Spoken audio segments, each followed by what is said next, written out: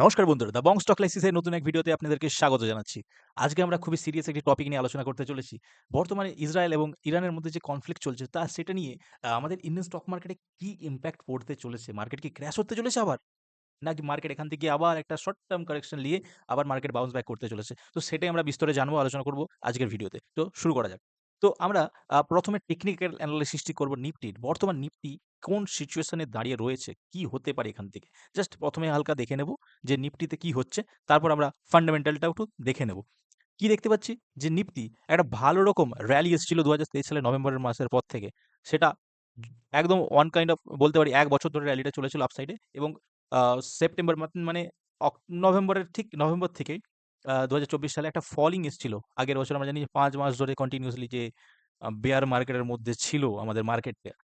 Continuously মানুষের stop loss hit হয়ে যাচ্ছিল যখনই ট্রেড করছিল। বাট সেখান থেকে কিন্তু নিফটি একটা ভালো রকম বাউন্স ব্যাক করেছে। আমরা আগে এনালাইসিস করেছিলাম এবং বলেছিলাম যে কি প্যাটার্ন তৈরি করে নিফটি এখান থেকে বাউন্স ব্যাক করেছিল। না, আমরা যদি একবার দেখে নিয়ে থাকি, এবার দেখে নিচ্ছি জাস্ট পাথ নিয়ে যে একটা এখান থেকে ইনভার্টেড হেড এন্ড শোল্ডার প্যাটার্নটি বানিয়ে নিফটি কিন্তু এখান থেকে ভালো রকম একটা রিটেস্ট করে বাউন্স ব্যাকও করেছিল এবং সেই জায়গাতে বর্তমানে রয়েছে। Head and shoulder inverted head and shoulder pattern যতটা র্যালি দেওয়ার কথা কিন্তু ঠিক ততটা র্যালি দেয়নি। আরো আমরা এক্সপেক্ট করছিলাম।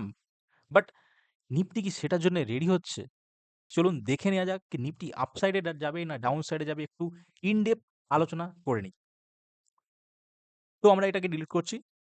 নিফটি বর্তমানে যেই সিনারিওটা তৈরি করছে এখানে, যে এখান থেকে আমরা একবার দেখে নিচ্ছি যে কত পার্সেন্ট নিফটি অ্যাকচুয়ালি র্যালি দিয়েছে আপাতত। আজ পর্যন্ত যে কারেকশন যেটা হয়েছিল তারপর থেকে নিফটি কতটা র্যালি দিয়েছে ঠিক এখান থেকে আমরা ধরে নিচ্ছি।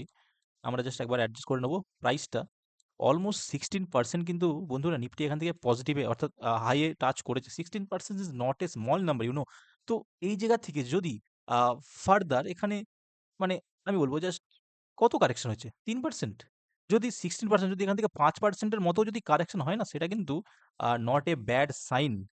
যেখানে ১৬% রিটার্ন দিয়েছে সেখান থেকে যদি ৬% কারেকশনও হয়, হতে পারে নিফটি কারেকশন হতেও পারে। তো সেটাতে ভয় পাওয়ার কোনো কারণ নেই। হয়তো হতেও পারে বা নাও হতে পারে। তো সেটাই আমরা ইন ডেপথ জানবো যে মানে বর্তমানে যে জায়গায় নিফটি দাঁড়িয়ে রয়েছে, ওয়ার সেন্টিমেন্ট থেকে শুরু করে বিভিন্ন রকম যে সেন্টিমেন্ট নিফটিকে যেই পরিমাণে ফেস করতে হচ্ছে। তো সেই ক্ষেত্রে ফার্দার কি কোন দিকে মানে নিফটি আপসাইডে বা ডাউন সাইডে কোন দিকে নিফটি যেতে পারে? তো সেটা আমরা আলোচনা করছি। তো আমরা জাস্ট কিছু জিনিস দেখে নেব। আগে ফান্ডামেন্টালটা একটু দেখে নিই যে নিফটির ফান্ডামেন্টাল কি বলছে। আমরা কিছুদিন আগেই দেখলাম যে ৩০ মে একটা নিফটির যে আমাদের ইন্ডিয়ার যে জিডিপি ডেটা রিলিজ হয়েছিল সেটাতে কিন্তু ফোরকাস্ট করা হয়েছিল 6.7%, কিন্তু প্রিভিয়াস কি ছিল 6.4%। আশা রেখেছিল যে প্রিভিয়াস এর থেকে একটু বেটার করবে। কিন্তু প্রিভিয়াস এর দিকে যে রেজাল্ট অ্যাকচুয়ালটা এসেছে সেটা মারাত্মক এসেছে। মানে 6.4 এর জায়গায় ডাইরেক্ট 7.4% চলে এসেছে। মানে ভালোই জিডিপি গ্রোথ এসেছে। দ্বিতীয় নম্বর আমরা যেটা জানাবো নিফটির পি রেশিও কি রয়েছে। নিফটির পি রেশিও রয়েছে বন্ধুরা 22.2। তো এইটা এভারেজ বলা যাবে। মানে এই জায়গা থেকে এভারেজ প্রাইস, এটা খারাপ নয়। ন যদি নিফটি আজকে এখানে 25 থাকতো তাহলে ভয়ের কারণ ছিল। কিন্তু নিফটি 22 এ রয়েছে যেটা এভারেজ। সেটাতে ভয়ের কোনো কারণ নেই। তো নিফটি ফান্ডামেন্টাল দিক থেকে আমরা দেখতে পাচ্ছি ভালো জায়গাতে রয়েছে। আর কি দেখতে পারি? যে ইন্ডিয়ার যে ইন্টারেস্ট রেট কাট হয়েছিল রিসেন্টলি, যে আরবিআই যে রেট কাট করেছিল, রেপো রেট কাট করেছিল, সেটাও কিন্তু আ 50 বেসিস পয়েন্ট কাট করেছিল। তো সেই জায়গা থেকে আমরা মানে একটা ভালো রকম জায়গায় কিন্তু ইন্ডিয়ান ইকোনমিটাও রয়েছে। ফান্ডামেন্টাল দিক থেকে তো ইন্ডিয়ান মার্কেটের কোনো ইমপ্যাক্ট পড়ার কথা নয়। কিন্তু যে ওয়ার সেন্টিমেন্ট রয়েছে ইসরায়েল আর ইরানকে নিয়ে যে ওয়ার সেন্টিমেন্টটা রয়েছে, সেইটা কিভাবে ইমপ্যাক্ট পড়তে পারে সেটা একটা ইস্যু থাকবে। কিন্তু তার আগে আমরা আরো একটা জিনিস দেখে নেব। সেটা হচ্ছে এফআইআই, ডিআইআই কি করতে চাইছে। এফআইআই, ডিআই দেখুন বন্ধুরা, ক্রমশ কিন্তু তারা বাই করে চলছে। এখানে লাস্ট 30 ডেজ ডিআইআই রা কি করেছে? ডিআইআই রা কিন্তু কন্টিনিউয়াসলি বাইং করে চলেছে। অলমোস্ট ৯২,০০০ কোটি টাকার উপরে। মানে ভাবতে পারছেন ডিআইআই রা কিন্তু মার্কেটকে নিচে যেতে দিতে একদমই চাচ্ছে না। বাট সেই জায়গাতে এফআইআই রা কি করেছে? এফআই রা কিছুটা জায়গায় বাই করেছিল, কিছুটা জায়গায় সেল করেছে এবং কারেন্টলি এই লাস্ট ৩ দিন ধরে কিন্তু সেলিং চলছে। কেন? কারণ ইসরায়েল আর ইরানের মধ্যে কনফ্লিক্ট টিকে নিয়ে। এফআইআই রা কিন্তু সেলিং করছে। বাট এটা কি লং টার্ম সেলিং চলবে? এটা তো একটু সিরিয়াসনেস এর ব্যাপার। বাট ডিআই রা যেভাবে মার্কেটে এগ্রেসিভলি ধরে রেখেছে, সেটা কিন্তু মানে মানতেই হবে ডিআই রা কিন্তু মোটেও নামতে চায় না, বিয়ারিশ হতে চায় না। তারা কিন্তু বুলিশই রয়েছে। তো এই জায়গা থেকেও কিন্তু ইন্ডিয়ান মার্কেট ভালো জায়গায় রয়েছে। এবং এইবার কি হতে পারে? এবার আমরা ইন ডেপথ টেকনিক্যাল এনালাইসিস এ আসবো। এইবারে বুঝবো যে মার্কেটে আমরা কি করতে পারি? আমাদের করণীয়টা কি হতে পারে? ঠিক আছে? তো চলুন দেখে নেওয়া যাক। আমরা কি দেখেছিলাম যে এইটা যে ১২ জুনে যে মার্কেটটা যে হয়েছিল, কি হয়েছিল? না আগের যে একটা চ্যানেলের মধ্যে যে একটা জোনের মধ্যে ঘোরাফেরা করেছিল, একরকম বলতে পারি কনসলিডেটিং করেছিল। এখনো কিন্তু সেই জোনটাতেই রয়েছে। নাই আপসাইডে ব্রেকআউট হয়েছে, নাই মানে একটা হয়েছিল সামান্য, বাট এখানে রেজিস্ট্যান্স জোন ছিল। সো এটাকে ব্রেকআউট বলা যাবে না। বাট সেই জায়গা থেকে কি হলো, আবার একটা বড় বিয়ারিশ ক্যান্ডেল, বিয়ারিশ মানে মারুভুজু তৈরি হয়েছে। বাট সেটাও কি কারণে? নিউজের ইমপ্যাক্ট এর জন্য হয়েছিল। কোন নিউজ? না, ডোনাল্ড ট্রাম্প যে ইরান আর ইসরায়েলের জন্য যে ইরান থেকে যে সকল মানে যারা আমেরিকার বড় উচ্চপদস্থ কর্মচারী ছিল তাদেরকে এক্সিট করতে বলেছিল, পালিয়ে আসতে বলছিল। সেই টুইটার হ্যান্ডেল নিউজটা শেয়ার করার পর থেকেই লাইভ মার্কেট কিন্তু তার ইমপ্যাক্ট দেখা গিয়েছিল। কিন্তু ঐদিন কিন্তু এফআইআইটা বুলিশ ছিল। ডাটা বলছিল ঐদিন এফআইআইরা বুলিশ ছিল। কিন্তু যেহেতু নিউজ ইমপ্যাক্ট পড়েছিল সেইজন্য এই দিনটি অর্থাৎ ১২ই জুন এফআইআইরা কিন্তু সেলিং করে এসছে। তো তারপরে আমরা দেখতে পেয়েছি ইসরায়েল ইরানের উপর হামলা করে এবং ইরান আবার ইসরায়েলের উপর হামলা করে। এদের হামলা এখন চলছে। তো এই কনফ্লিক্ট এর জন্যে দ্বিতীয় দিন কি হয়েছিল? একটা বিরাট গ্যাপ ডাউন হয়েছিল অলমোস্ট ২৪,৪৭৬ এর কাছে, এবং সেখান থেকে কিন্তু মার্কেট একটা আপসাইডে রিকভারি করে এসছে। মানে কি? মানে বড় যারা ডিআইআই যারা রয়েছে বা এফআইআই দের কথা আমি এখন সাইডে রাখছি। বাট যারা ডোমেস্টিক ইনস্টিটিউশনাল ইনভেস্টর রয়েছে, তারা একটা মন্ত্র ফলো করে। মন্ত্রটা কি? Buy on dip. তারা বলেও এই মন্ত্র ফলো করতে। বাট আমরা তো করি না। তারা কি করেছে? যখনই ডিপ পেয়েছে তারা কিন্তু এই জায়গা থেকে ধরে রাখার চেষ্টা করছে। আর বাই করে গেছে কন্টিনিউয়াসলি। কারণ তারা জানে যে ফান্ডামেন্টাল নিফটি ভালো রয়েছে। ইন্ডিয়ান মার্কেটে ফান্ডামেন্টালি দিক থেকে কোনো ইস্যু হচ্ছে না। যেটা ইস্যু হচ্ছে সেটা বাইরের ইস্যু হচ্ছে। ইন্ডিয়ান পাকিস্তান ওয়ারের মধ্যেও আমরা দেখেছিলাম। সেখানেও কিন্তু মার্কেটকে আহামরি খুব বেশি নামাতে পারেনি। জাস্ট প্যানিকের সময় কিছু লোক তার এক্সিট করে বেরিয়ে গেছিল। আর সেই জায়গাগুলোতে ডিআইএরা আবার কন্টিনিউয়াসলি ধরে নিয়েছিল। তো এটা কি সেই প্যানিক মোড অন হয়ে গেছে? আর সেটার জন্য কি ডিআইএরা সেই সুযোগটার ফায়দা নিচ্ছে? হতে পারে। বাট আমরা কি দেখব? আমরা যেটা দেখব, বর্তমানে নিফটি যেই জায়গায় রয়েছে, যেই চ্যানেলের মধ্যে রয়েছে, এইটার আপসাইডটা হচ্ছে রেজিস্ট্যান্স এবং এই জায়গাটা হচ্ছে সাপোর্ট। তার নিচে কি রয়েছে? 50 days moving average, 100 days moving average এটা, এবং এটা 200 মুভিং এভারেজ। মানেটা কি? মানে নিফটি এখন আপ ট্রেন্ডে রয়েছে। এবং এই জায়গা থেকে কিন্তু যে কনসলিডেশন ফেজটা চলছে, এটা অ্যাকুমুলেশন ও হতে পারে। কোন প্রাইস কিভাবে চলে? যে ১ম একটা জায়গা থেকে আপ ট্রেন্ড রেজিস্ট্যান্স ব্রেকআউট করবে, করে সেখানে রিটেস্ট করে আবার আপসাইডে গিয়ে আবার এক রিঅ্যাকুমুলেশন করবে, বা মানে এখানে রিঅ্যাকুমুলেশন করার পর কি করবে? তার আপার সাইডের যে রেজিস্ট্যান্স রয়েছে এটাকে ব্রেকআউট করে ফার্দার আপসাইডের দিকে র‍্যালি দেয়। এইভাবেই একটা প্রাইস ওঠানামা করে।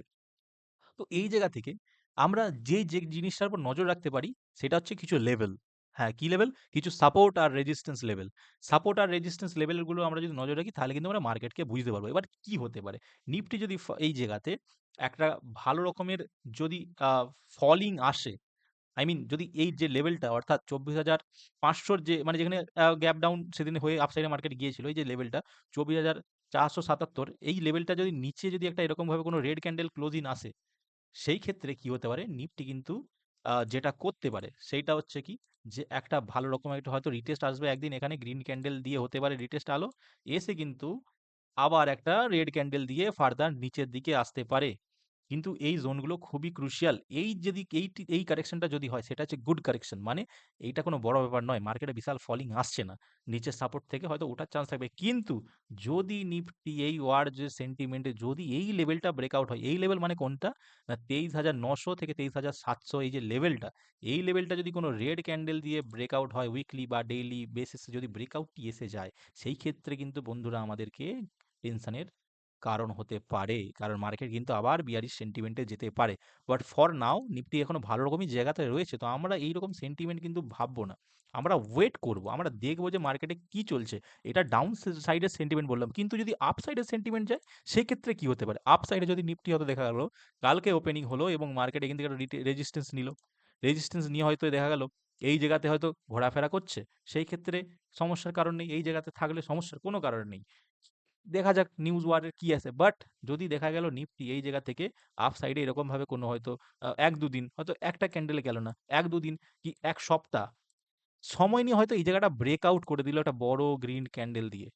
সেই ক্ষেত্রে কিন্তু নিফটি আবার সেই জায়গাতে রিটেস্ট করে একটা রেড ক্যান্ডেল হলো, ছোট রিটেস্ট করলো বা হ্যামার বানিয়ে এই জায়গা থেকে হয়তো আবার আপ সাইডে হয়তো র‍্যালি দিতেও পারে। যেটা প্রাইস অ্যাকশন এখানে টাচ করে বেরিয়ে যেতে পারে। এরকমও কিন্তু হতে পারে। তো আমাদেরকে বর্তমানে খুবই ক্রুশিয়াল জায়গায় এটা দেখতে হবে যে মার্কেট কি করতে চাইছে। এই জোনগুলো খুবই ক্রুশিয়াল। কোনটা? না, ২৪,০০০ অলমোস্ট ৪৫০ বা ৪৬০ ধরে নিতে পারি। ২৪,৪৬০ এর এই সাপোর্ট লেভেলটা ক্রুশিয়াল, এবং ২৪,০০০ সরি ২৫,০০০ যে ১০০ থেকে ২০০ র এই যে রেজিস্ট্যান্স লেভেলটা, এই লেভেল দুটো খুবই ক্রুশিয়াল। এই জোনের মধ্যে যদি নিফটি চলে, তাহলে এখনো পর্যন্ত নিফটিতে মুভিং এভারেজ অনুযায়ী বা টেকনিক্যাল চার্ট প্যাটার্ন অনুযায়ী আমরা কিন্তু আপ সাইডেই রয়েছি। তো টেনশন করার কোনো কারণ নেই। বাট যদি নিফটি ডাউন সাইডে আমি যেটা বললাম, যদি ডাউন সাইডে একবার মুভ করতে শুরু করে এবং এই লেভেলগুলো যদি ব্রেকডাউন দিয়ে যদি রিটেস্ট করে তারপর নিচে যাওয়া শুরু করে, বাস তার মানে নিফটি কিন্তু আবার বিয়ারিশ মার্কেট অর্থাৎ বিয়ারিশ সেন্টিমেন্টে পড়তে চলেছে। যতদিন না পড়ছে ততদিন চাপের কোনো কারণ নেই। ধন্যবাদ। আজকের ভিডিওটা আমরা এতটুকুই রাখছি। দেখা হচ্ছে পরে আবার নতুন এক ভিডিওতে। ভালো লেগে থাকলে বা কোনো কোয়েরিজ থাকলে কমেন্ট করুন প্লিজ।